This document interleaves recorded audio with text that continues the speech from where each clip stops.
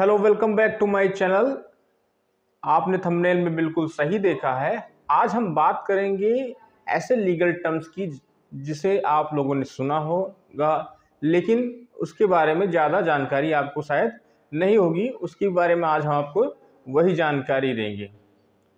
जी हाँ, हम बात कर रहे हैं बर्खास्तगी और निलंबन की। लेकिन इसे जानने से पहले इस वीडियो में हमारे साथ अंत तक बने रहें।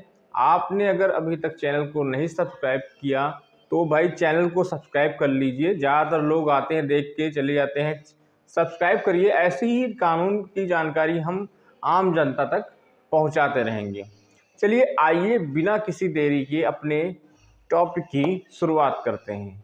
तो भाई देखिए, यानी पहला जो प्रोसेस होता है वो होता है सस्पेंड। अब सस्पेंड है क्या? देखिए, किसी शासकीय कर्मचारी द्वारा लापरवाही से भरा काम, भ्रष्टाचार या गबन के आरोप लगाए जाते हैं, तब उसे जो है उच्च अधिकारियों द्वारा सस्पेंड कर दिया जाता है, यानी निलंबित कर दिया जाता है। अब निलंबित कर तो दिया जाता है, लेकिन क्या सैलरी मिलती है कि नहीं? तो देखिए भाई, सैलरी जो है उसकी हाफ हो जाती है, यानी 50% सैलरी उसको मिलती है।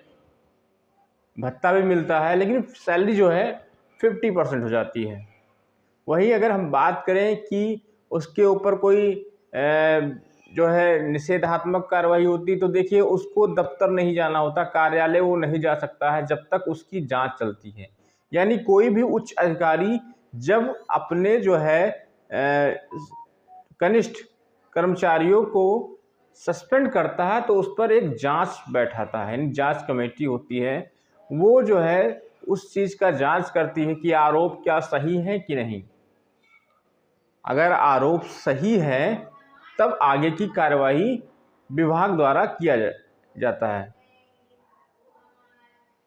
अब यहाँ ये तो आप लोग समझ गए कि सस्पेंड क्या है, यानी उसको अस्थायी समय के लिए, मतलब परमानेंट तो उसको हटाया गया नहीं नौकरी से, लेकिन जब तक जांच चल रही है तब तक उसको अपने पद से जो है इस्तीफा यानी त्याग देना पड़ेगा। जब तक जांच चलेगी तब तक आपकी सैलरी 50% आ जाएगी। लेकिन जब जांच में आप एक्यूज्ड हो जाएंगे, यानी आरोपी सिद्ध हो जाएंगे कि नहीं आपने भ्रष्टाचार किया, आपने लापरवाही से भरा काम किया, तब आपके साथ कुछ अन्य कार्रवाई भी होंगी। वो विभागीय द्वारा निर्धारित की जाएंगी। तो आप लोग समझ गए होंगे कि भाई सस्पेंड क्या है। दूसरी बात, दूसरा टर्म है कि डिसमिस यानी बर्खास्तगी। दूसरी तरह कह लें तो सेवा समाप्ति, इंग्लिश में बोले तो टर्मिनेट। देखिए, सेवा समाप्ति है क्या?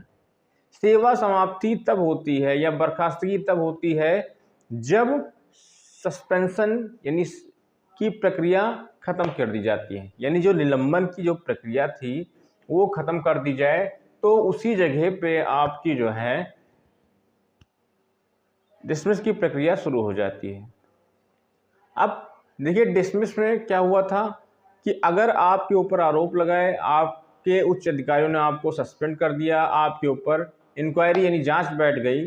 अब अगर आप जो है जांच में सिद्ध हो जाते हैं कि नहीं आप एक्यूज्ड हैं, तब उसी प्रक्रिया को हम लोग डिसमिस कहते हैं। यानी आपको हो सकता है विभाग द्वारा आपको डिसमिस कर दिया जाए, नहीं बर्खास्त कर दिया जाए, आपकी सेवा को पूरी तरीके से समाप्त कर दिया जाए।